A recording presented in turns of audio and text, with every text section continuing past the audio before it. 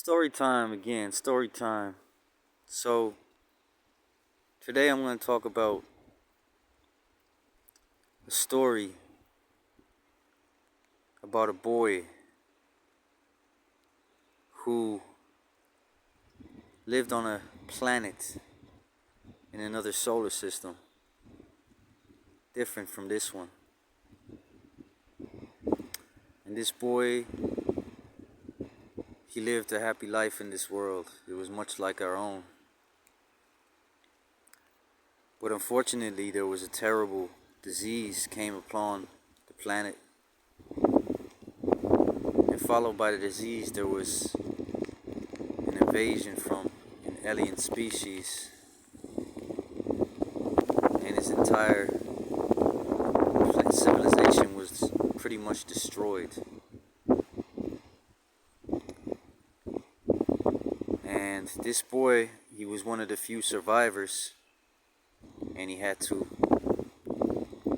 take to the wilderness and find a cave on a mountain to hide from the aliens that were outside, roaming around, looking to destroy and kill anything they found.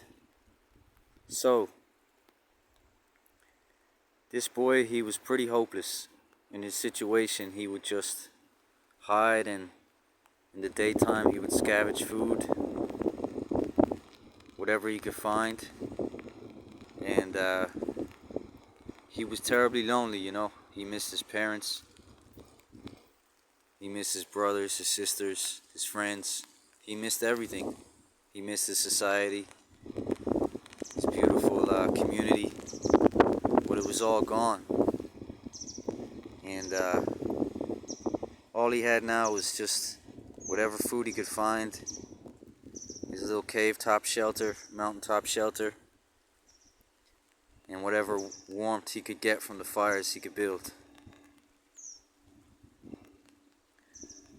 Now, somehow, some way, there was a transmission sent from this planet, and the transmission reached another planet in a nearby solar system.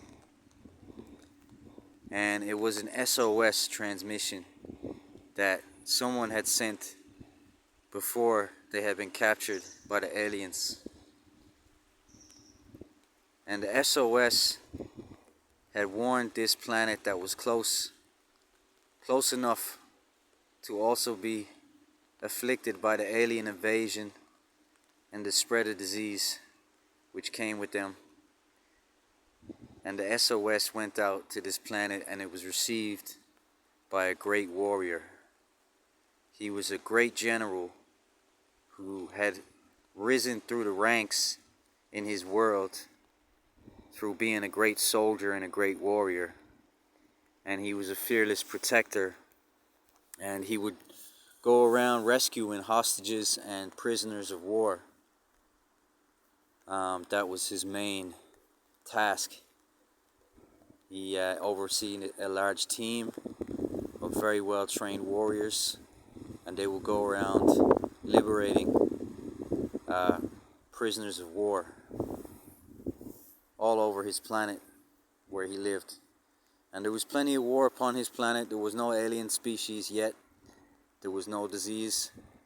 But there was endless war, because there was endless ambition for men who wanted to own more and more land and control more and more resources and people and get more and more power. So there was no shortage of things to be done on this planet. But when this SOS was received and came across this general's desk, he just simply couldn't ignore it.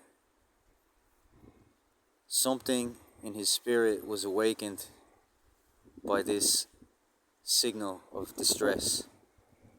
And he immediately knew instinctively not to question it, but that it was unequivocally true, and that was the people really needed his help, and it was his duty to assemble a team and to go and to rescue whoever might be left upon this planet.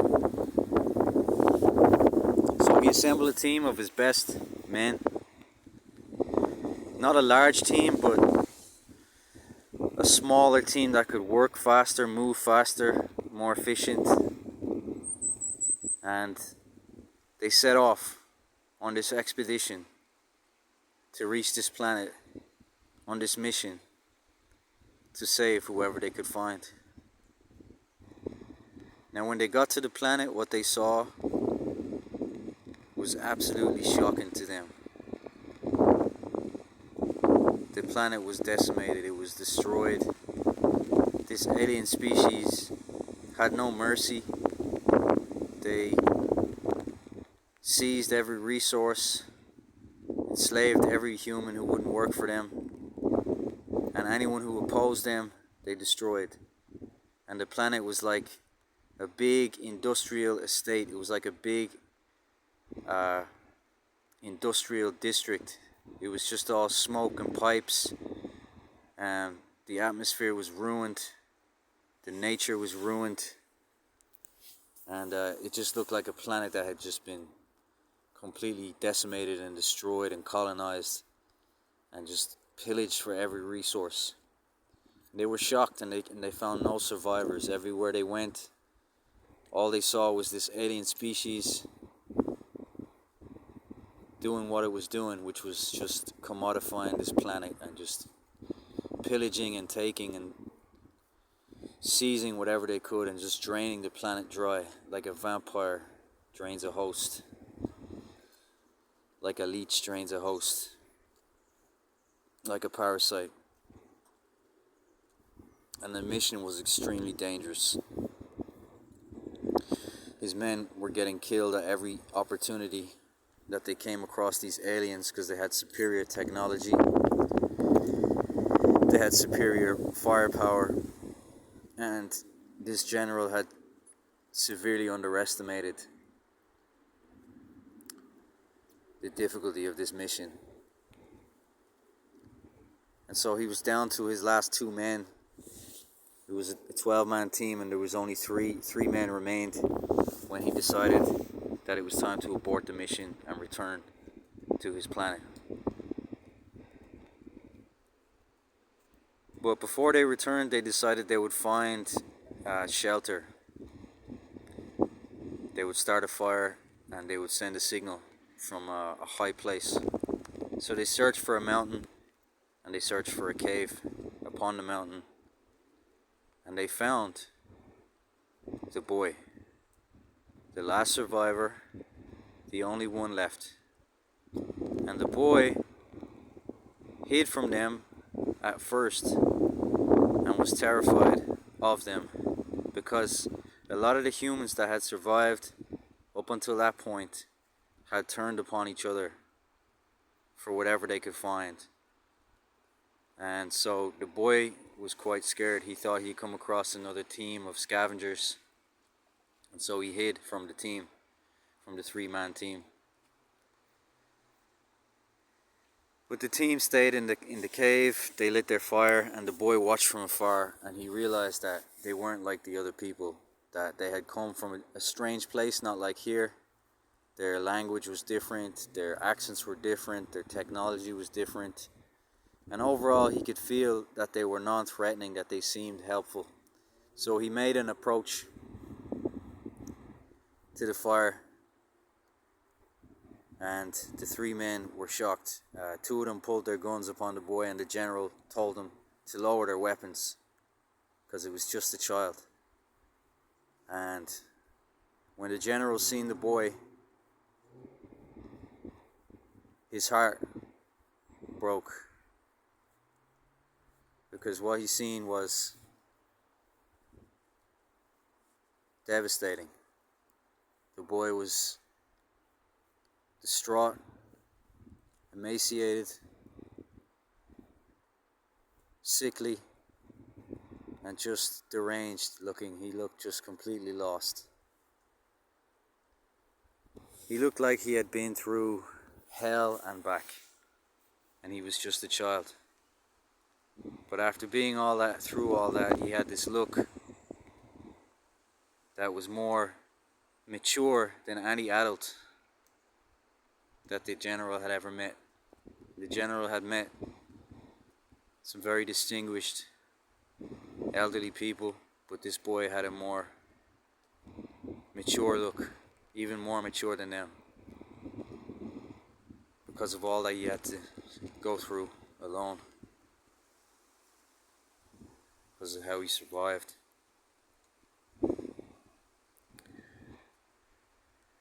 And the general started to speak to the boy, tried to understand what was happening upon the planet and learn the entire story of what had happened. And the boy had explained it all to him. But his men had fallen asleep because of the arduous mission it had been. And soon after the boy had finished telling the story, he also fell asleep. He became tired. So the general was the last one awake. And he was trying to keep watch. But he too began to nod off. Now they were rudely awakened when the cave was assaulted by the alien invasive force. A platoon came in and killed his 2 men while they were sleeping.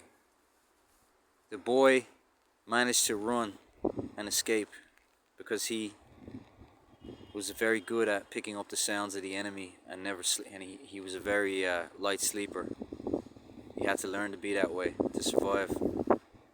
But the 2 men didn't wake up. They were killed by the alien species, invasive species. And the general woke up and he saw that these aliens were beginning to feed upon the bodies of his men. They were preparing to eat them, cook their bodies and eat them. And the general was horrified. And he was so horrified, but he managed to fight them off with what little ammunition he had left and escape the cave. Now he had no ammo left. He was the only one left. He didn't know where the boy was, and he knew it was time. It was time to send the signal and to abort the mission. So that's what he did. And eventually, after what seemed like an eternity of hiding from the enemy, but also simultaneously searching for the boy to no avail, his evac arrived. And he got upon the craft and he returned home to his planet. But when he got home to the planet, he recounted all the details of the mission to his superiors, who were shocked that this team, who had flawlessly operated all over their planet without fail, without losing a single man, had been completely destroyed. And so his superiors knew this was a serious threat that could one day reach their planet, and so they knew they had to address it. And so they asked the general what did they believe he needed. And he believed that they needed to go back to the planet with a stronger force, establish bases upon the planet, and begin to fight this alien species on this foreign planet. That it was better to fight them there than to wait for them to arrive upon their planet, because of all the destruction he had seen and described to his superiors. So a force was assembled, and they were to return to the planet. The main goal was to establish bases upon the planet and to begin to get a foothold in the war for that planet, to reclaim that planet. But primarily, before they did that, they wanted to find the lone survivor, the boy, because it had really haunted the general. For some reason, this boy had really haunted him ever since the encounter. There was just something about him that he didn't understand, that there was a connection between him and the boy that he couldn't sever or break or forget about. And so he could barely sleep at night thinking about This boy alone on this planet with this alien species hunting him like food, for food. And he couldn't sleep at night. Took to alcohol, he took to drugs. It became a big problem for him. He just couldn't wait for the day to return to this planet to search for this boy. And until that day came, it was really eating him away. So eventually the day came. It did take time to train up the force, assemble the force, and get the mission ready. And finally it happened. And they headed back to the planet. Now they had a lot of firepower, they had a lot of manpower, and they were ready to fight the species. They were ready to take them on. Wherever they found them, they would fight them, and they would overcome them. And they would lose men, but they would learn. In every skirmish, they would learn more and more how the enemy worked, how to defeat them, and they became better at fighting them. And they had returned to the cave where the boy was, but he wasn't there. And so their search had continued to find him. And they had searched many similar places, many caves on mountaintops, assuming that the boy would go to another place that was like where he had been. But they searched and they searched, and they found remnants that the boy had been there. They found leftover fires, they found leftover food. They even found messages that he had left behind, but they had yet to come across him. And it was getting to the point where it was time to return, for the general to return home again to his planet. And he was going to, the bases were built, and he was going to leave a force there and return, and to bring even more men, to bring an even larger force, bring more equipment. But before he had left, he had taken one more night with a small platoon of men to go out and search for the boy once again. He just could not, imagine returning home without this boy, or without even any hope that he was still alive. And so this night was an all-nighter. They searched and searched all night till the sun came up. And they were atop a very beautiful mountaintop, and the moon was illuminating the whole scene, and it was a very calm night. And him and his men were exhausted because it was close to the end of the night. It was close to the morning coming upon them, and they had fought many battles through the night. And so they decided that they would rest in this cave upon this moonlit mountaintop and make a fire. And as it happened before, the general sat with his men by the fire. His men dozed off. He remained awake. And what happened? The boy approached the fire from the shadows. And he looked different this time, and the general couldn't believe it. His heart nearly exploded out of his chest. This finally was the moment that he had wanted for so long, and it was finally here. Hope was alive, the child was alive, the boy was alive, and the general lit up. And the boy lit up when he seen the general. He didn't look the same as he looked before. He had hope, he had light, he had love. He looked different. And the boy came up to him, and the first thing he said to the general was, "I knew you'd come back." The general, he just started crying. He just broke down. He couldn't speak. Tears filled his face. Hot tears streamed down his face. He couldn't speak. He was speechless. He was overcome with emotion. He embraced the boy. He asked him how he knew. "How did you know? How did you know we'd come back?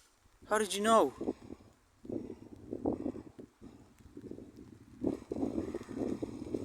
The boy said, "I just knew.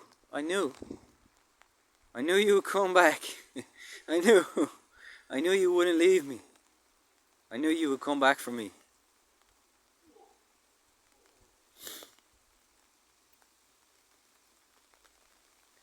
And when the morning came and when the sun rose,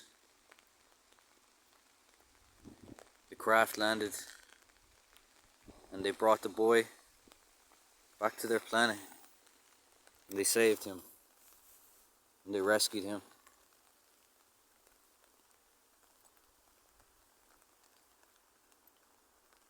I hope you really enjoyed that story, but there's a moral to that story. There's a message